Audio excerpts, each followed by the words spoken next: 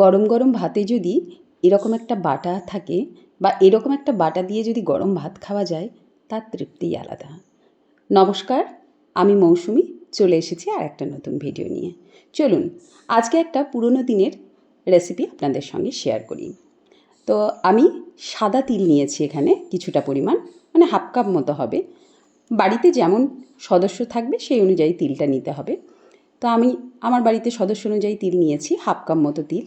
তো এটা আমি ফ্রাইং প্যানে ড্রাই রোস্ট করে নিচ্ছি, মানে শুকনো খোলায় ভেজে নিচ্ছি আর কি।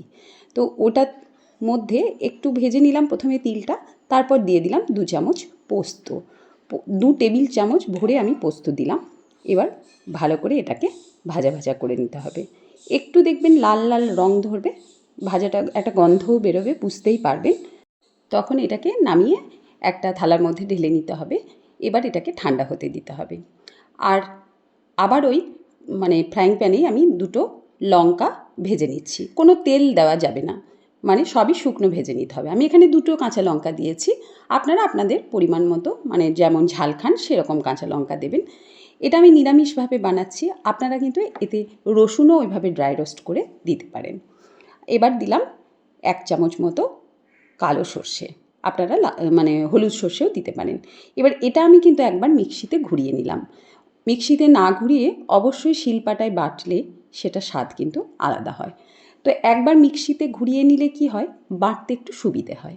তো আমি অল্প একটু মিক্সিতে ঘুরিয়ে নিয়েছি, অর্ধেক ঘুরিয়ে নিয়েছি ভাঙা ভাঙা করে। এবার এটাকে প্লেট করে বেটে নেব। তো লঙ্কা দুটোও দিয়ে দিলাম আর এতে পরিমাণ মতো লবণ দিলাম। তো এটাকে শিলপাটায় ভালো করে বেটে নিচ্ছি। আর প্রথম থেকেই যদি আপনারা পারেন একবারে শিলপাটাতেই বাটবেন। শিলপাটায় বাটলে কিন্তু এর স্বাদ অন্যরকম হবে, মিক্সিতে কিন্তু অত ভালো লাগবে না। যদি শিলপাটায় না পারেন তাহলে সেটা মিক্সিতেই ঘুরিয়ে নেবেন। এবার এটাকে আমি তুলে নিলাম শিল থেকে। ব্যাস, এবার এটাকে উপর থেকে একটু কাঁচা সর্ষের তেল ছড়িয়ে মাখিয়ে নেবেন।